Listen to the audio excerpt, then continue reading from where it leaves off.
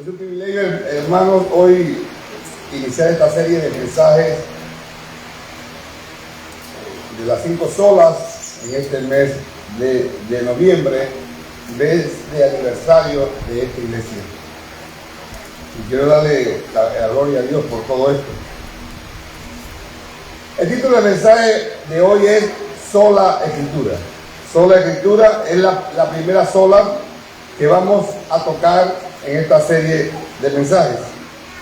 Y quiero que busquemos en Isaías 8, que es el texto clave, y Isaías 8, versículo 20. El libro de Isaías, capítulo 8, versículo 20.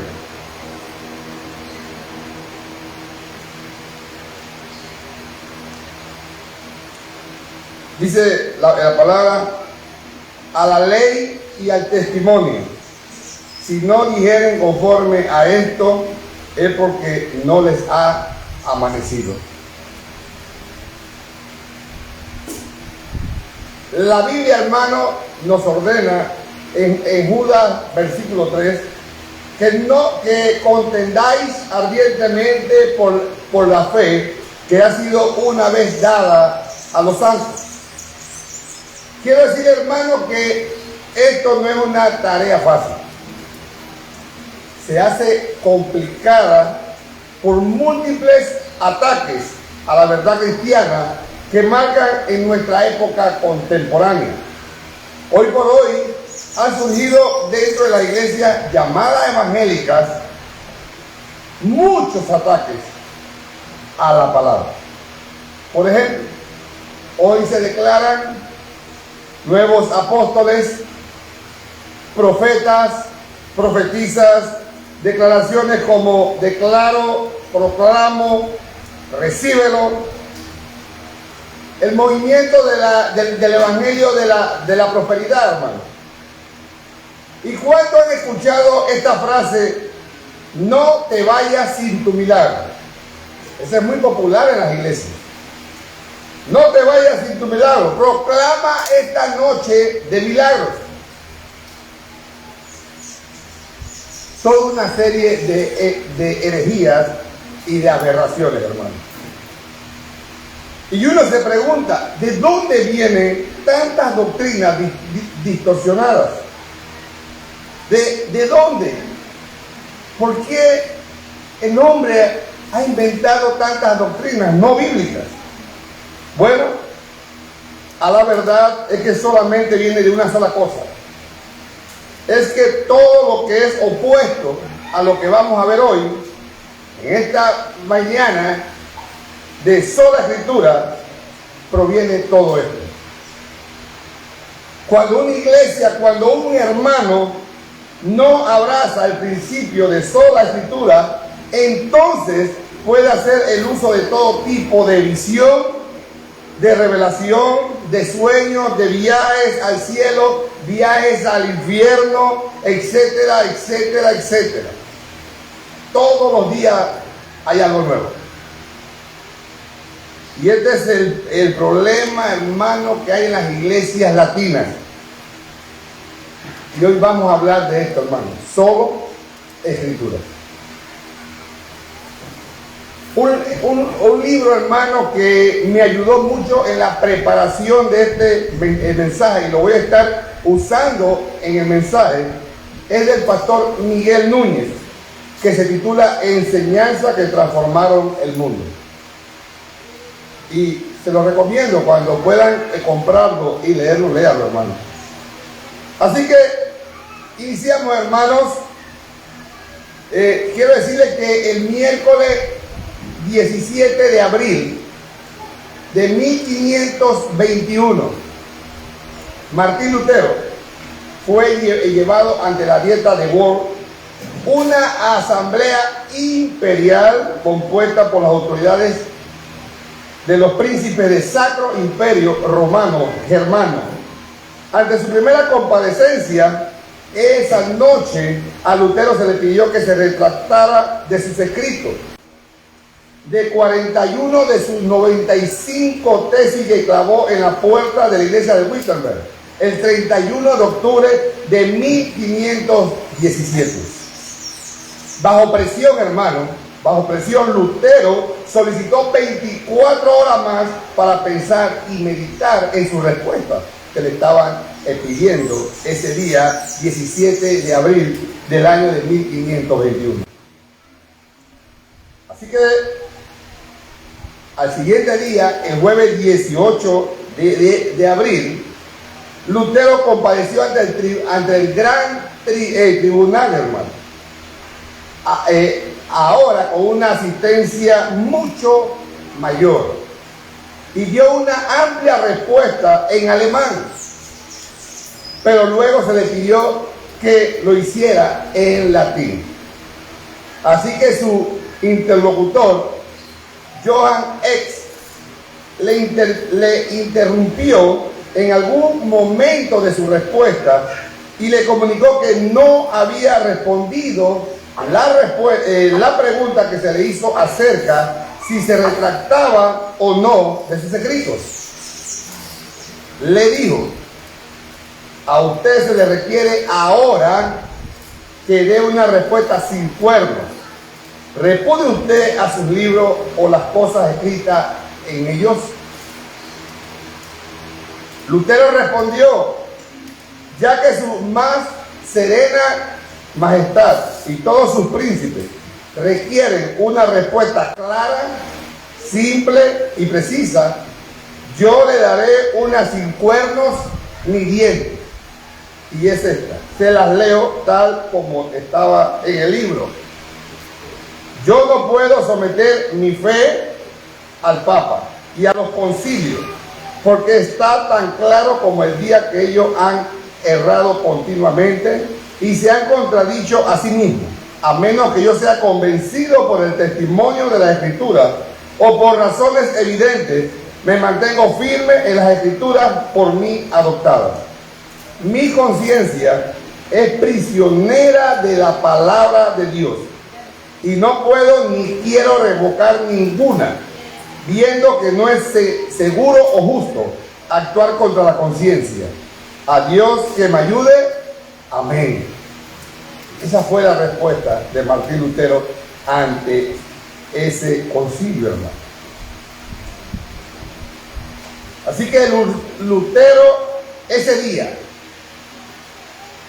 18 de abril de 1521, empieza sola escritura, con las palabras de Lutero. Cuando Lutero habló de que la conciencia es prisionera de la palabra de Dios, estaba haciendo referencia a algo que aún dentro de los círculos ortodoxos de cristiandad ha sido olvidado. Y es que nosotros no podemos obligar a la conciencia por preceptos no encontrados en la palabra de Dios. Quiero decirle, hermano, que las opiniones y tradiciones de los hombres no nos obligan a obedecer. Las decisiones de concilio no nos obligan.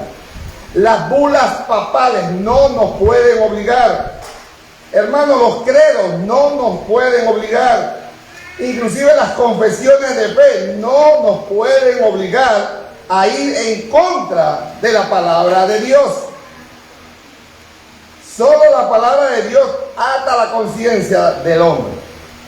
Solo la palabra de Dios tiene la autoridad para obligar a la conciencia. Veamos, hermanos, qué nos dice la palabra de Dios respecto al tema de sola escritura. Y ese es el versículo clave de este mensaje. Isaías 8:20. Dice: a la ley y al testimonio, si no dieren conforme a esto, es porque no le ha amanecido. En otra traducción de la Biblia de las Américas dice así: si no hablan conforme a esta palabra, es porque no hay para ellos amanecer. Así que si no hablan conforme a esta palabra, de acuerdo a Isaías, tú puedes hablar en nombre de Dios sin ser conforme a la palabra. Tú puedes decir incluso que tú eres que tú estás hablando amparado por la Biblia sin que necesariamente sea conforme a la palabra. Lo que Dios está diciendo a través de Isaías es: si tú oyes a alguien, hermano, si tú oyes a alguien hablar y lo que él dice o ella dice no es conforme a la palabra, para esa persona no hay amanecer, no hay mañana. Lo que está reservado para esa persona es juicio. Y quiero decirle, hermano, inclusive nosotros los ancianos de esta iglesia, si no hablamos conforme a la palabra, no estamos bien, no hay amanecer. Y la iglesia tiene que levantarse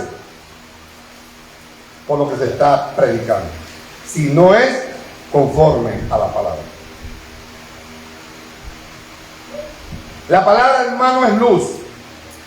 Y si yo no hablo conforme a la palabra, lo que hay es oscuridad. Entonces, ese es el principio de sola escritura. Se está refiriendo, hermano, es que cuando yo voy a hablar en el nombre de Dios, hay una sola cosa que yo puedo hacer. Es referirme a la palabra de la revelación de Dios. Y solo yo no lo hago. Y si yo no lo hago, hermano, si yo no me ajusto a la palabra, o yo lo hago, pero no lo hago conforme a la palabra, distorsiono algo, entonces no hay luz. Entonces no tengo luz para predicar la palabra. Sin embargo, hermano, mucha gente hoy en día, aún en los campos evangélicos, aún en iglesias que se llaman evangélicas, rechazan el principio de sola escritura y rechazan el principio de la suficiencia de la escritura. Esta iglesia, hermano, esta iglesia crece y fue plantada en la suficiencia de la escritura. Las escrituras contienen todo lo que la iglesia necesita para plantarse, desarrollarse y multiplicarse. Solo las escrituras, hermano. Desde el día que Martín Lutero respondió en la dieta de Worms, donde se le preguntó si se retractaba de sus escritos en el año de 1521, ya han pasado, hermanos, 503 años. Y ustedes pueden creer, hermano, que después de 503 años de movimiento que arropó al continente europeo completo, no ha llegado a Latinoamérica este movimiento, solamente muy poco, casi nada. Creo que ni el 1% ha llegado a Latinoamérica. La teología reformada es poco común en Latinoamérica. ¿Y qué decimos de Panamá? ¿Qué decimos de este país donde estamos? El término de iglesias que abrazan esta enseñanza, incluyendo la nuestra, la iglesia evangélica Hermaná La Esperanza, son muy pocas que hay en este país. Mi esperanza, hermano, es que en esta generación Dios levante un ejército de hombres y mujeres que abracen la doctrina de la gracia, la promulguen, la promuevan, la prediquen, la enseñen. Y lo que ocurrió hace 503 años en Inglaterra, hace 503 años en Europa, ocurra también en América Latina. Que abracemos solo escritura, hermano. Cuando le preguntaron a Lutero si él se retractaba de sus escritos, él respondió: mi conciencia es prisionera de la palabra de Dios. Y yo no quiero revocar ninguna, viendo que no es seguro o justo actuar contra la conciencia. A Dios me ayude. Amén. ¿Cuántos de nosotros podemos decir esto? Mi conciencia está atada o es prisionera a la palabra de Dios. Yo espero que todos aquí sean prisioneros a la palabra de Dios. Es muy importante, hermano, que nos mantengamos ahí, sobre ese fundamento sólido de la palabra. Así que, hermano, ahí nació la Reforma. En el año de 1521 nació la Reforma. Y yo quiero que ustedes, hermanos, donde están, se imaginen a Lutero, o pónganse ustedes en los zapatos de Lutero, delante de cientos y cientos de cardenales, sacerdotes, de príncipes y del rey Quinto. Él está parado ahí ante todos ellos y decirle al Papa en su cara: no confío ni en el Papa ni en los concilios, porque frecuentemente se han contradicho, y lo único que me da certeza es la palabra. No puedo contradecirme. Mi conciencia está atada por la palabra. ¿Cuánto estamos dispuestos a enfrentarnos para defender la palabra? Quiero decirle que en el momento donde estaba él parado, él sabía que su respuesta le podía costar la vida, pero él lo hizo. Así que para la época de Lutero, hermano, quiero que sepan por qué sucedió esto. ¿Por qué Lutero se levantó y clavó esas 95 tesis en la puerta de la iglesia? Quiero decirle que la iglesia católica romana, que era la religión oficial en ese momento, había introducido una serie de tradiciones religiosas no avaladas por la palabra de Dios, que los feligreses estaban obligados a cumplir. Lutero procuraba devolver las sagradas escrituras a su lugar primario, ya que la Iglesia Católica Romana había colocado el magisterio de la Iglesia por encima de la palabra de Dios. Ustedes se pueden imaginar eso. Para Lutero, hermano, la norma determinada para todas las decisiones de fe y vida es la palabra de Dios, o era la palabra de Dios. Y quiero decir, hermano, Cristo tuvo que denunciar a las autoridades religiosas de su época por la misma razón. Vamos a verlo en Marcos capítulo 7, versículo 13. Marcos capítulo 7, versículo 13. La palabra del Señor dice: invalidando la palabra de Dios con vuestras tradiciones que habéis transmitido, y muchas cosas hacéis semejante a él. El Señor Jesús le está diciendo a los fariseos que ellos están invalidando la palabra de Dios por vuestras tradiciones. Jesús le dice a sus acusadores que su devoción hacia tales tradiciones mezquitas y hechas por hombres exponen el hecho de que el honor que ellos le brindan a Dios se basa en palabras vacías que proceden de corazones vacíos.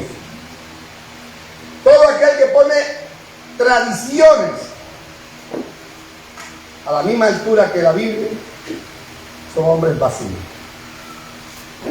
hablando palabras vacías. Así que, hermanos, sola escritura surge de la Reforma. En el siglo XVI, hermano, fue tocada una trompeta que levantó los corazones de todo el pueblo de Dios.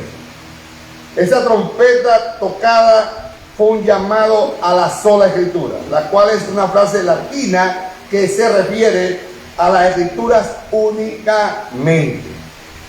Realmente sola escritura fue el fundamento de otras 4 solas: sola gracia, solo fide, que es sola fe, solo Christus, que es salvación en Cristo solamente, y solo de gloria, que es solo a Dios la gloria. Y estas 5 declaraciones encajan realmente como una afirmación al verdadero evangelio salvador de Jesucristo. Y este mes de noviembre, hermanos, se van a predicar en una serie de mensajes aquí en esta iglesia.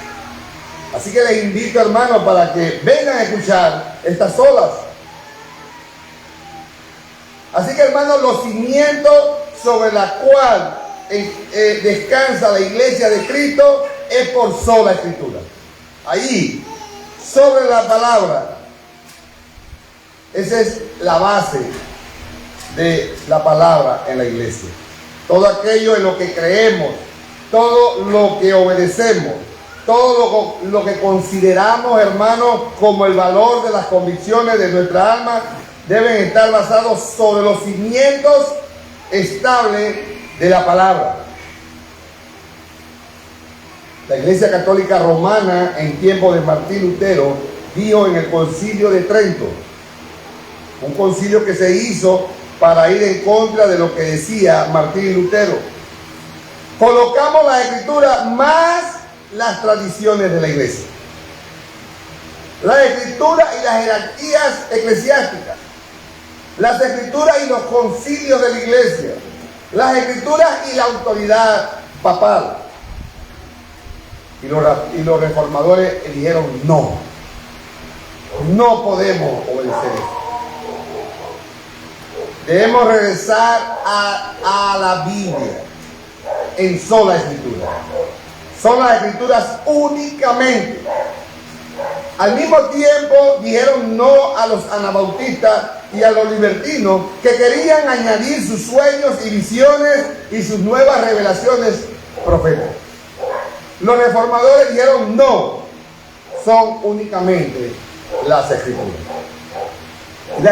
Y esta iglesia debe mantener esto por toda la generación. Son únicamente las escrituras. Ninguna tradición. La Iglesia Católica Romana quería agregar obras buenas, bautismo, ritos, indulgencias, María y el papado, etcétera, etcétera. Y simplemente lo hicieron y siguen haciéndolo hasta el día de hoy. Hasta hoy, la Iglesia Romana, ellos confirman y creen que las tradiciones están a la misma altura de las Sagradas Escrituras. Tienen la misma autoridad. Así que ellos han ido añadiendo cargas a las personas. Los reformadores, debido a que regresaron a las Sagradas Escrituras, únicamente dijeron no estamos de acuerdo. No estamos de acuerdo. Y así, hermanos, después que estos reformadores murieron, entraron en la historia en una fila de hombres piadosos, aquellos que ustedes conocen como los puritanos.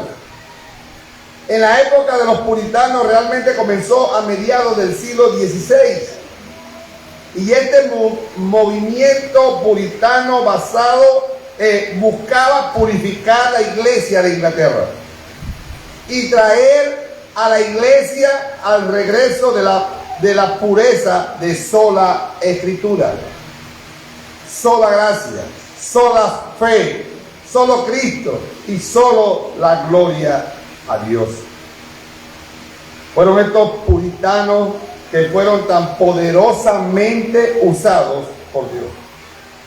Pocos movimientos de la historia de la iglesia han estado tan centrados en la Biblia y tan orientados en la Biblia como fue el movimiento puritano. Vamos a ver, hermanos, qué dice ahora, después de esta historia, qué dice la Biblia respecto a sola escritura. Y vamos a ver la inspiración de la Biblia, de dónde viene. Segunda de Timoteo,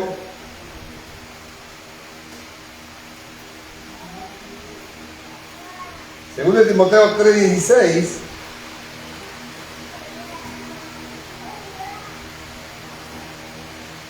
dice así: toda la Escritura es inspirada por Dios y útil para enseñar, para redarguir, para corregir y para instruir en justicia. Quiero decirle una palabra con la primera palabra que empieza este versículo.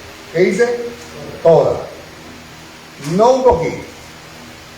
Toda jota, toda tilde, todo capítulo, todo versículo, todo libro dentro del canon de la Escritura, del Antiguo y Nuevo Testamento, los 66 libros, ha sido exhalado por Dios, ha salido de la boca de Dios. Pero ahora traigo de la confesión de fe, del capítulo 1, el párrafo 3, confesión de fe bautista de 1689.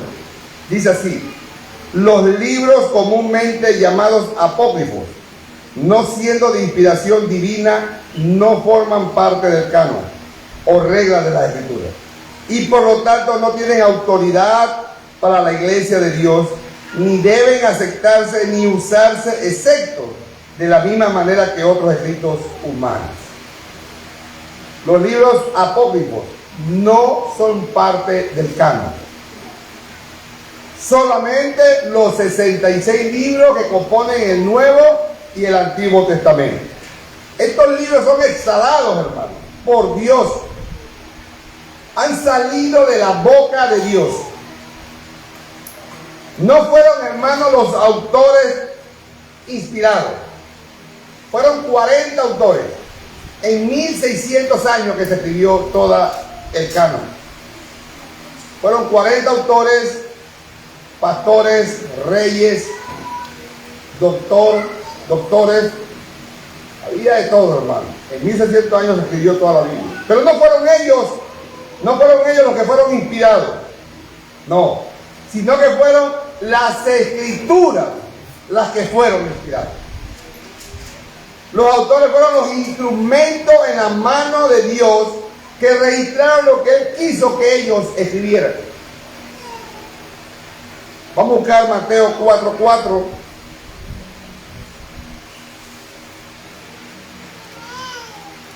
Dice la palabra: Él respondió y dijo, escrito está, no solo de pan vivirá el hombre, sino de toda palabra que sale de la boca de Dios. Toda la Escritura, toda la palabra de Dios sale de la boca de Dios.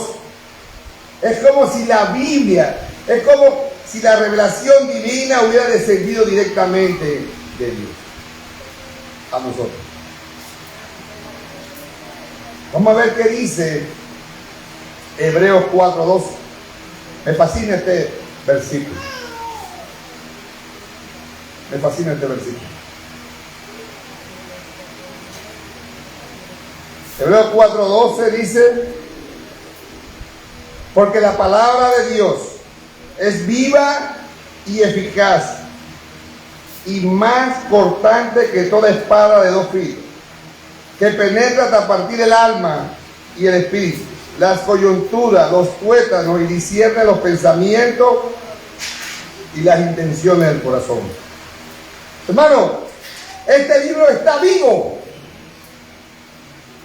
Este libro tiene vida, la vida de Dios dentro de sí mismo, porque es el aliento mismo del Dios.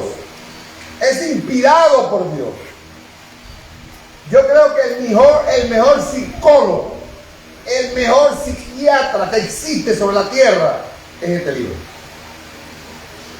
Es este libro, hermano.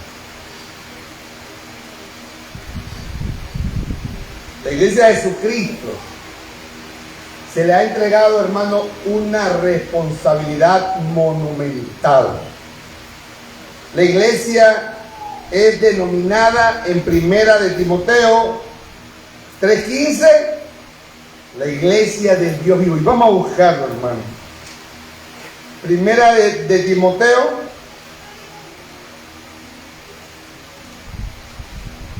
3:15. Para que si tardo sepas cómo debes conducirte en la casa de Dios, que es la iglesia del Dios viviente, columna y baluarte de la verdad. La iglesia del Dios vivo no es la iglesia de un hombre, no es la iglesia de un grupo de pastores. Aquí habemos tres, no somos los dueños de la iglesia. Puede ser dirigida por los pastores o un grupo de pastores, pero no es de ellos. La iglesia es del Dios vivo. Él la ha comprado, a Él le pertenece, a Él se le presentará, el Hijo se la va a presentar, se la va a presentar, y esa iglesia que el Hijo va a presentar a su Padre es columna y baluarte de la verdad. Tenemos una gran, pero gran responsabilidad, hermano.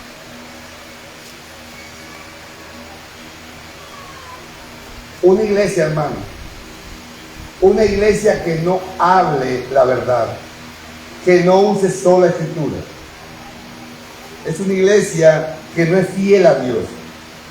Es una iglesia que no es columna y sostén de la verdad. Es una iglesia que no puede llevar a cabo una función de preservar la verdad como columna y sostén. Y quiero decir, hermano, la única esperanza que tenemos para que este libro siga llevando la verdad de generación en generación, es la iglesia de Jesucristo. Es la iglesia de Jesucristo. La iglesia de Jesucristo, universal, tiene la obligación de preservar la verdad. Tiene la obligación de sostener la verdad. Tiene la obligación de promulgar la verdad. Tiene la obligación, hermano, de mostrar la verdad. Para que se escuche la verdad, no queda más nadie. Solo la iglesia. La iglesia de Dios. La que predica el verdadero evangelio. La que predica lo que está escrito en sus hojas de esta palabra. Así que, hermano, la iglesia tiene una gran responsabilidad. Tiene una responsabilidad monumental. Y quiero decirle lo que dice el apóstol Pablo en Primera de los Corintios, capítulo 15, versículo 3. Primera de los Corintios 15, versículo 3. Pongan atención. Y las damas usaron este versículo ayer en su estudio. Me encantó cuando lo escuché. Dice así: porque primeramente os he enseñado lo que asimismo recibí, que Cristo murió por nuestros pecados conforme a las Escrituras, y que fue sepultado y que resucitó al tercer día conforme a las Escrituras. Y si vamos ahora, solo un momentito, a lo que Pablo dice en el capítulo 11, ahí mismo, en Primera de los Corintios, hablando de la comunión. Primera de Corintios 11, 23, ahí mismo dice: porque yo recibí del Señor lo que también os he enseñado. Dice Pablo: lo que yo recibí es lo que le he entregado. Y eso debe ser lo que nosotros tenemos que hacer. Lo que yo recibí de las Santas Escrituras es lo que yo le enseño a ustedes. No tengo que inventar más nada. Es lo que yo estoy recibiendo y es lo que yo les tengo que dar. Eso, hermano, es lo que tiene que hacer esta generación. Cada uno de ustedes. Damas, caballeros, niños, jóvenes, ancianos. Eso es lo que ustedes tienen que hacer. Nosotros tenemos que garantizar que lo que hemos recibido como el Evangelio sea preservado dentro del principio sola escritura, para pasarlo de generación en generación. Yo recibí lo que le he entregado. Así debe ser. para que esto pueda continuar, hermano. Entonces, ninguna iglesia, hermano, podrá levantarse y sobrevivir sin la autoridad, sin la guía y sin la luz de la palabra. Nuestra única esperanza como sociedad está en la palabra de Dios. Hermanos, podemos llegar a ser grandes doctores, grandes arquitectos, grandes científicos. Podemos llegar a ser los mejores profesionales que nos aplaudan. Podemos hacer todo eso, hermano. Pero esto no está en la esperanza para este mundo. Por ser usted doctor, ingeniero o cualquier título que tenga, esto no es la esperanza para este mundo. La esperanza solo está en la palabra de Dios. Es lo único que puede cambiar la mente, puede cambiar el corazón y puede cambiar la voluntad del hombre. Puede cambiar su forma de vivir, su forma de pensar. ¿Qué piensa el mundo hoy en día? En crímenes, drogas y vicios. Eso es lo que piensa el mundo. Pero la palabra puede cambiar todo eso. ¿Qué dice Pablo? Nosotros éramos, ahora no. Porque Dios nos cambió. Y así como Dios cambió esta iglesia, puede cambiar al pecador. Todo lo que el hombre haga sin las escrituras son parches en un pantalón viejo. Ustedes han visto esos parches cuando pegan en pantalones ya bien viejitos. Se rompe todo lo que está alrededor del parche, pero el parche queda bien, pero el pantalón se rompe más entonces. Así son todo lo que el hombre trata de hacer sin la palabra. Son esas curitas que no paran una hemorragia. Cuando usted tiene una cortada grande y se pone una curita ahí, la hemorragia sigue. Así son todo lo que el hombre hace sin la palabra. Sola escritura, hermano, es un principio vital, porque protege la palabra, y ese principio es lo que mucha gente hoy en día no están respetando. Y están haciendo justamente lo que Pedro dijo en 2 de Pedro. Vamos a buscarlo. 2 de Pedro, capítulo 3, versículo 16.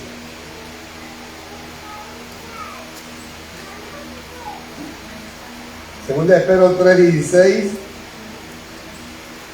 dice: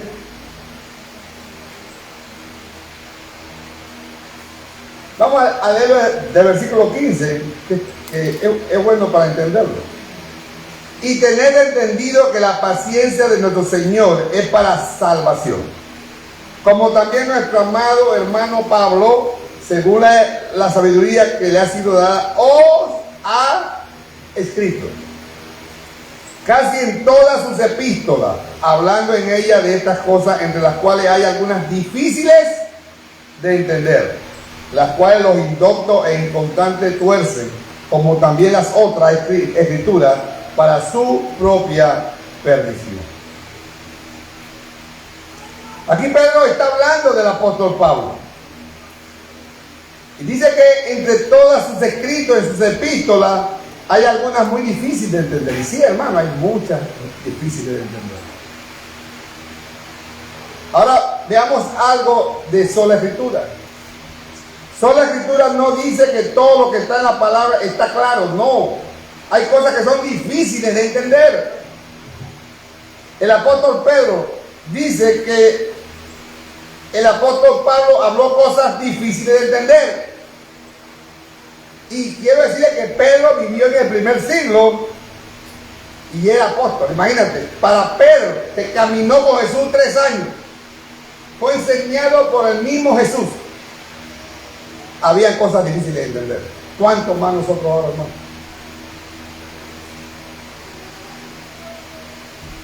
Hay textos, porciones bíblicas difíciles de entender. Hasta para hombres, hermanos, dotados en la palabra. Y por ejemplo, Pedro. Lo mismo lo que está diciendo aquí. Difícil de entender. Pero escucha ahora, hermano. Dice, las cuales los ignorantes e inestables tuercen.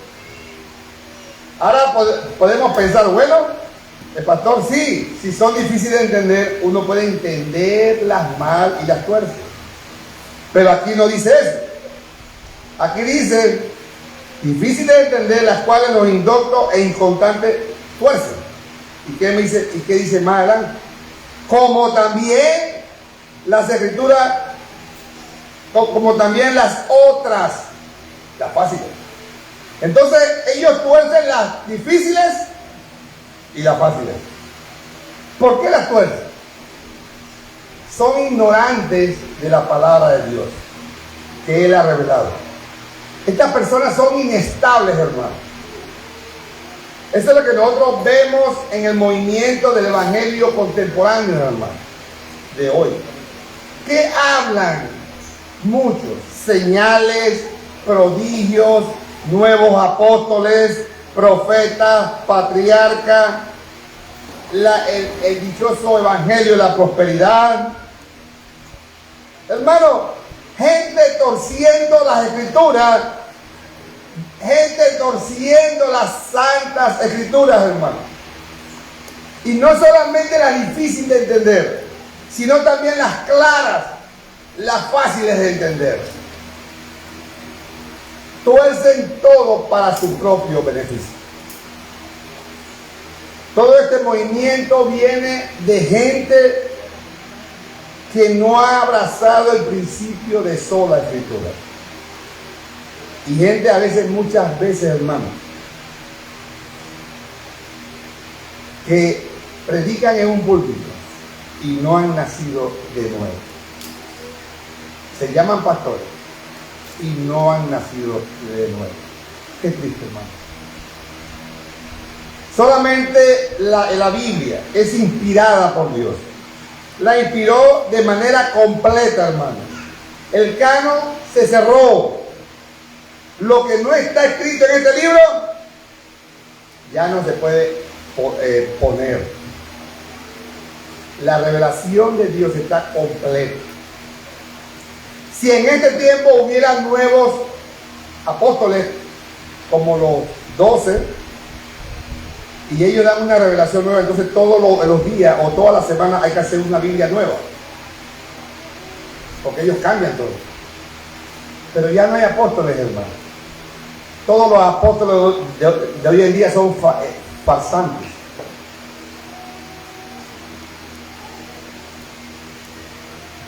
El canon se cerró. Solo la escritura dice como que es inspirada por Dios. Y como es inspirada por Dios, esta escritura es inerrante e infalible. Por el motivo que mucha gente tuerce los conceptos, hubo que crear dos palabras distintas para hablar de infalible y de inerrante. Mucha gente, hermanos, afirma que la Biblia es infalible, pero que no es inerrante. ¿Qué quiere decir esto? Infalible significa que la Biblia es incapaz de errar en sus afirmaciones como regla de fe y de práctica. En esas afirmaciones. E inerrante, la Biblia completa no contiene errores, aun cuando fue escrita por hombres caídos. Esos 40 escritores que escribieron en 1600 años eran hombres como nosotros, hombres caídos, arrepentidos, pero la Biblia, a pesar que fueron escritos por esos hombres, no contiene errores. Eso es inerrante. Pero ¿qué pasa? Vamos a darle un ejemplo. Hoy hay muchos que enseñan que obedecen la palabra en parte. Ellos saben que la palabra te puede sacar de la perdición, te puede sacar del infierno, que tú puedes arrepentirte, puedes creer en Jesucristo, puedes llegar a ser salvo por medio de la Biblia. Ellos creen en el arrepentimiento. Ellos creen en la regeneración. Ellos creen en la santificación y la justificación, y que un día van a ser llevados a la gloria. Ellos creen eso. Pero esa misma persona también puede creer que la Biblia tiene errores.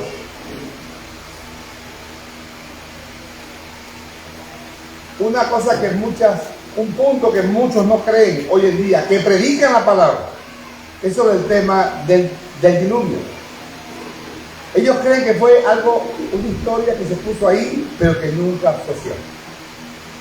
Como no se han encontrado evidencias firmes en los arqueólogos, ellos no creen eso. Y así hay muchos que predican la palabra. Yo he escuchado a predicadores decir que la Biblia tiene algunos errores. Yo lo he escuchado. Y eso no es verdad, hermano. La Biblia es inerrante e infalible. La Biblia no tiene errores. La Biblia desde Génesis 1 hasta Apocalipsis 22, hasta el último versículo, no tiene ningún error. Ni uno, hermano. Entonces, la Biblia es infalible y inerrante. Los reformadores insistieron en que, como fue inspirada por Dios, es la fuente perfecta. Entonces no puede contener errores, pues Dios la inspiró. Y es infalible también porque fue inspirada por Dios. Así que también es la autoridad suprema en la materia de fe y práctica. Sola Escritura, hermano, para usar el lenguaje de los reformadores, implica toda la Escritura, Antiguo y Nuevo Testamento. Sus 66 libros, como le dije hace un rato, fue inspirada por Dios. Pablo le dice a Timoteo, toda la Escritura, no parte, toda la Escritura es infalible e inerrante. Así que también sola Escritura implica que solamente la palabra de Dios ata la conciencia. Sola Escritura no elimina el valor de los concilios, de los congresos y de las confesiones de fe, hermano. No las elimina.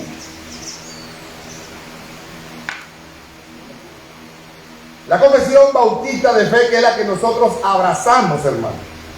Voy a leerle en el capítulo 1, el párrafo 1, voy a leerle lo siguiente y le cito. Por lo tanto, agradó al Señor en distintas épocas y diversas maneras revelarle a sí mismo y declarar su voluntad a su iglesia, y posteriormente para preservar y propagar mejor la verdad, y para un establecimiento y consuelo más seguro de la iglesia contra la corrupción de la carne y la malicia de Satanás y del mundo. Le agradó poner por escrito esa revelación en su totalidad, la cual hace a las Santas Escrituras muy necesarias, habiendo cesado ya las maneras anteriores para las cuales Dios revelaba su voluntad a su pueblo. Esa es nuestra confesión de fe bautista de 1189. Así que la sola Escritura no elimina el valor de las confesiones que están basadas de la palabra de Dios. Una confesión que no está basada en la palabra de Dios, sí la elimina. Así que, hermanos, solo Escritura no elimina el valor de ella, porque esta gente, hermano, estos hermanos que escribieron esta confesión de fe, debatieron por meses. Y no era un solo hombre, eran varios hombres. Eran muchos hombres. Hasta que llegaron a una conclusión bíblica. Y esto demoró meses y a veces hasta años para llegar a escribir este libro. Así que podemos aprender de muchas de estas confesiones de fe. Pero estas confesiones de fe, hermano, que quede muy claro, ninguna de estas confesiones de fe están a la altura de la Biblia, a la altura de la sola Escritura, a la altura de la palabra de Dios. Ninguna confesión de fe, aunque haya sido escrito por varios hermanos en muchos meses, debatieron, ninguna llega a la altura de la Biblia. Solo la Biblia es nuestra guía, es la guía de la iglesia de Jesucristo. Solamente la Biblia. Sí, hermano, sola escritura implica, hermano, que la palabra no es de interpretación personal. Implica que la ley de interpretación la llamamos hermenéutica, que no son nuevas. Esta ley de interpretación, hermano, no es nueva y no la estamos inventando nosotros. Esta ley de interpretación viene transferida a través de los siglos. De la misma manera que yo tengo que aprender la matemática, tengo que aprender el lenguaje. El lenguaje de español tiene sujeto, predicado, adjetivo, verbo, adverbio. Asimismo, la interpretación de la Biblia tiene,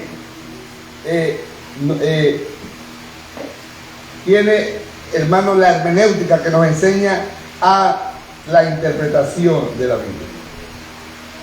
De esa misma manera, hermano, a la hora de estudiar la palabra, yo y todo el que predica la sana escritura, todo el que predica el verdadero evangelio, necesita reglas de interpretación, y la primera de ellas es la palabra. La palabra se interpreta a sí misma. La palabra, hermano, se interpreta a sí misma. ¿Cómo, hermano? Comparando versículos con versículos, pasaje con pasaje, a través de ejercicios. Y, hermano, este ejercicio cuesta tiempo, cuesta esfuerzo, hermano. Quiero decirle que preparar un mensaje no es de una hora, no es de un día, son de días.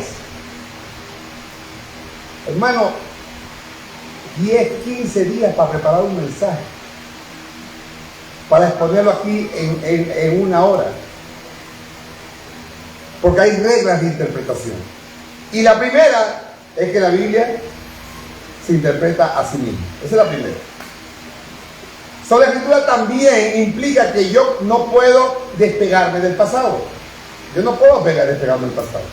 Cada vez que yo estoy estudiando la palabra y tengo un entendimiento que me parece bueno, yo tengo que preguntarme si mi interpretación es igual a la iglesia del pasado y a la iglesia del presente. Si yo no estoy claro en algo, yo tengo que ir a las predicaciones de los puritanos o de hermanos del pasado. Y hoy es fácil. Hoy tenemos el internet, que es más fácil. Buscar a estas predicaciones que yo voy a hacer parecidas y ver cuál era lo que ellos interpretaron. Y si mi interpretación se parece a la de ellos, a lo del pasado, ahora voy a los del presente, a la iglesia del presente. Busco también mensajes parecidos de predicadores presentes para ver si estamos de acuerdo el pasado y el presente y lo que yo quiero exponer. Pero si lo que yo he interpretado no se parece en nada al del pasado y a lo del presente, mejor déjalo ahí que sí. Porque algo está mal. Mira, hermano, la Biblia solo tiene un significado. Cuando tú lees un versículo tiene un solo significado. Tú puedes aplicarlo a tu vida y cada uno puede aplicarlo a su vida de diferentes maneras. Pero el significado solo es uno. Estas son las reglas del hermenéutica. Así que, cuando yo quiero decir algo que no encuentro en ningún lado, yo tengo que preguntarme, ¿cómo es posible que en 2000 años de predicación de la palabra, yo soy el único que tengo una interpretación de la manera esta? Entonces, algo está raro, algo no ha salido bien. Tenemos que detenernos ahí y tenemos que nuevamente pedirle a Dios que me dé sabiduría para buscar, hermano, el legado que tengo en la iglesia del pasado y el legado que tengo en la iglesia del presente. Y lo más importante, en sola escritura. Tengo que hacerlo así. Sola escritura, hermano, no me permite despegarme del pasado, donde yo voy a inventarme cosas nuevas que nadie nunca pensó. Yo no puedo despegarme del pasado. La palabra de Dios juzga a la iglesia. La iglesia no juzga la palabra. La palabra de Dios, sola escritura, requiere de hombres y mujeres que manejen con precisión la palabra de verdad. Cada uno de nosotros, hermano, mujer y hombre, tiene que conocer la palabra. Por eso es importante estudiar la palabra. ¿Cuántas veces vamos a estudiar, pastor? Un día a la semana. No, todos los días. ¿Qué dice Josué 1:8? Nunca se apartará de mi boca este libro de la ley, sino que de noche y de día meditaré en él, para guardar lo que está escrito en ese libro y para hacer con mi vida lo que está escrito en ese libro. Entonces, ¿cuándo tengo que estudiar? Todos los días. Hermano, todos los días, así como usted come, tiene que estudiar la Biblia. Esa es una enseñanza que Pablo le dice a Timoteo. Según de Timoteo 2:15, Pablo le dice a Timoteo: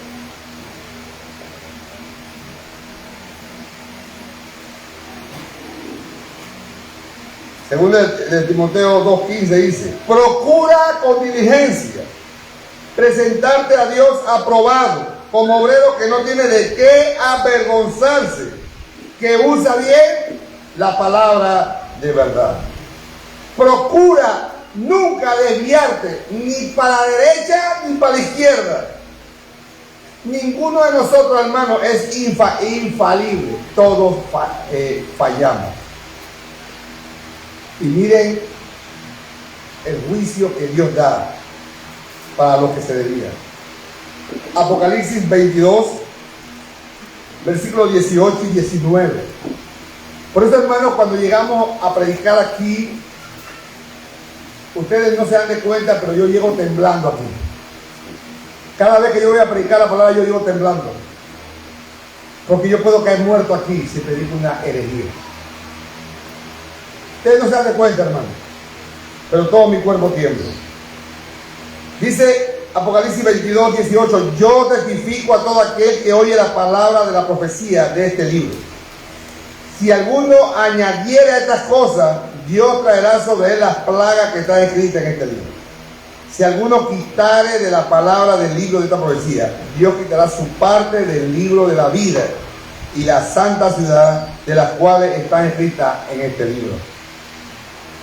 El que quita y el que agrega están en problema con el Señor. Yo no entiendo, hermano, cómo hay muchos que se atreven a hacerlo. Cambian las escrituras para su beneficio. Y muchos así. Muchos que se llaman pastores hacen eso. Hermano, no agregue. Y usted, cuando habla con alguien, no agregue a la escritura. Cuando usted habla con alguien, no quite a la escritura. Hermano, no se atreva a hacerlo. Pero cuando usted habla con alguien de la palabra de Dios, está predicando. Es una predicación, hermano. Cada vez que usted, a veces nosotros por amor a alguien tratamos de cambiar las cosas. No, porque si lo digo como la Biblia está, lo voy a ofender. Entonces, usted está prefiriendo caer muerto ahí que decirle la verdad a la persona.